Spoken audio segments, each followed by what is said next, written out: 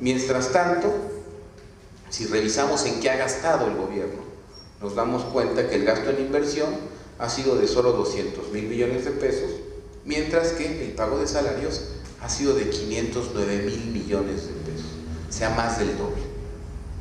¿Qué sucede cuando en una familia, en una economía familiar, pues nosotros empezamos a gastar en nimiedades y no hacemos por ver cómo aumentamos los ingresos de la familia? Pues nos vamos haciendo más chiquitos, nuestra economía se va haciendo más chiquita. Es lo mismo que le pasa al país cuando suceden este tipo de cosas. O por ejemplo, que estalla un ducto de Pemex y todo el mundo sataniza a Pemex. Les voy a dar un dato. A pesar de que hemos tenido ingresos excedentes por 97,000 millones de pesos, si nosotros vemos el último reporte que reporta este informe de finanzas de Hacienda, nos encontramos con que el gasto en proyectos de mantenimiento o el gasto para mantenimiento de proyectos ha sido solo de 2,000 millones de pesos. Por eso estallan las tuberías de Pemex, porque no han tenido el mantenimiento adecuado. Entonces, necesitamos reducir el gasto para generar o liberar recursos que sean destinados a la inversión en Pemex. La otra, la señaló Claudia también, que es la utilización de estos excedentes petroleros exclusivamente en el sector energético. Esto es muy importante porque al final de cuentas, cuando ha habido excedentes petroleros, todo el mundo, en mayor o menor medida, se lleva una tajada. Y aquí hay que decirlo también, hay una parte de estos recursos que se han ido a las entidades federativas. Pues sí, pero también en las entidades federativas ha habido un tremendo despilfarro de gasto corriente. Creo que el caso de Tabasco también es muy ilustrativo. Tabasco ha recibido excedentes petroleros y en lugar de invertirlos en construir bordos, fue para manejar procesos electorales. De tal manera que Pemex es el que menos recibe estos excedentes. Por lo tanto, el plan es generar ahorros y además utiliza esos excedentes para el sector petrolero. De acuerdo con nuestros cálculos, esto podría generar la capacidad de poderle inyectar a Pemex en promedio 400,000 millones de pesos, que serían repartidos en todas las ramas de construcción de refinerías, exploración, refinación, que en este momento requiere la industria petrolera.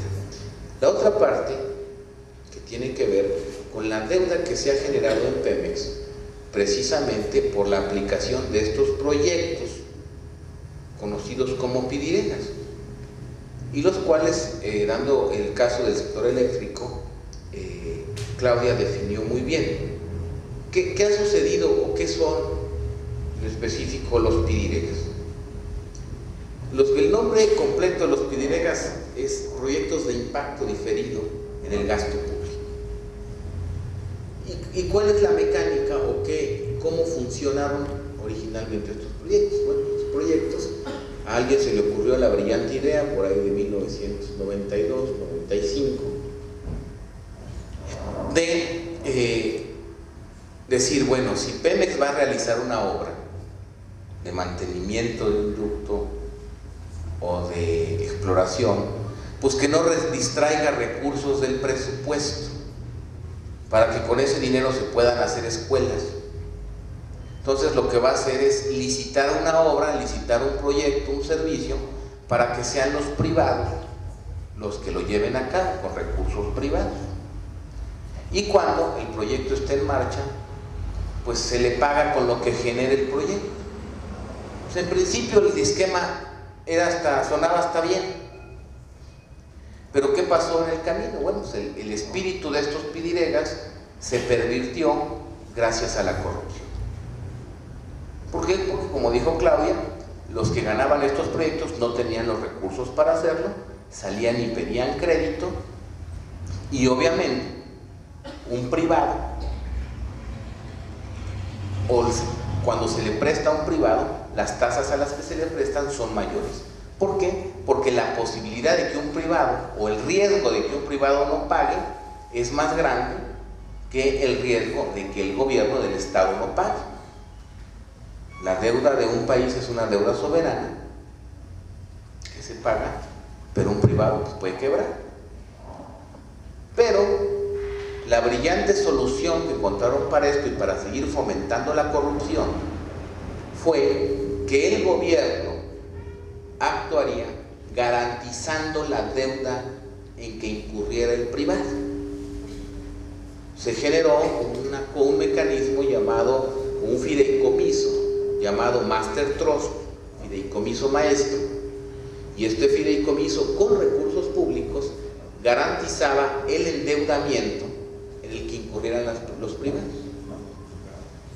Entonces, al final de cuentas, el gobierno acababa pagando en un principio la mayor tasa de interés que adquiría o que tenía que pagar el privado, y después acabó teniendo que desviar recursos presupuestarios para garantizar esta deuda.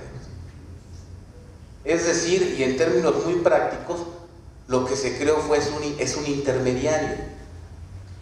Artificialmente creamos un intermediario que no necesitábamos, al cual estábamos comprando o pagando las obras de inversión, con todos los mayores costos que esto implica. Hubo una utilización indiscriminada de este tipo de proyectos, a tal grado que en este momento la deuda de Pidiregas es mayor que la deuda externa. La deuda de Pidiregas se ubica en este momento alrededor de unos 650,000, 700,000 millones de pesos, y la deuda externa se ubica en alrededor de 450,000 millones. Tan solo en el 2008, Pemex va a enfrentar amortizaciones, pago de principal de Pidiregas por el orden de los 70,000 millones de pesos, y va a pagar intereses como por 31,000 millones. De un presupuesto que le aprobó la Cámara de Diputados de 182,000 millones. Es absurdo. ¿Qué planteamos para solucionar este problema? Porque nos dicen que la deuda de Pemex es muy alta.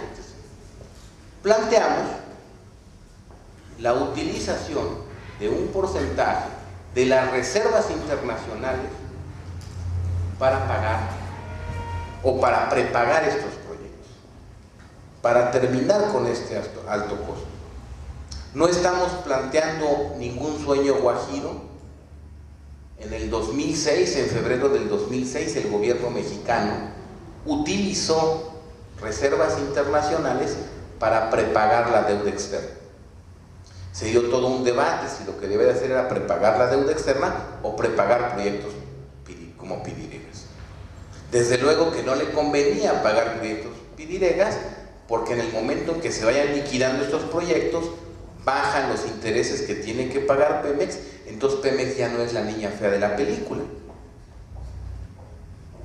Contablemente se arregla Pemex. Entonces la estrategia financiera abarcaría estos tres grandes rubros. La otra gran rama o la otra gran acción es precisamente desarrollar la industria petrolera. Es decir, a raíz de las modificaciones que también se hicieron o que intentaron o que iniciaron los intentos de privatización de Pemex, si ustedes recordarán, por ahí de los 80s, con el brillante Carlos Salinas de Gortari, separa a estas empresas y crea varias subsidiarias. ¿Para qué? Para que el Estado y no la economía se beneficiara de las políticas o los precios que le llaman precios de transferencia. ¿A qué me refiero con esto? Que es verdaderamente absurdo, por ejemplo, que Pemex Extracción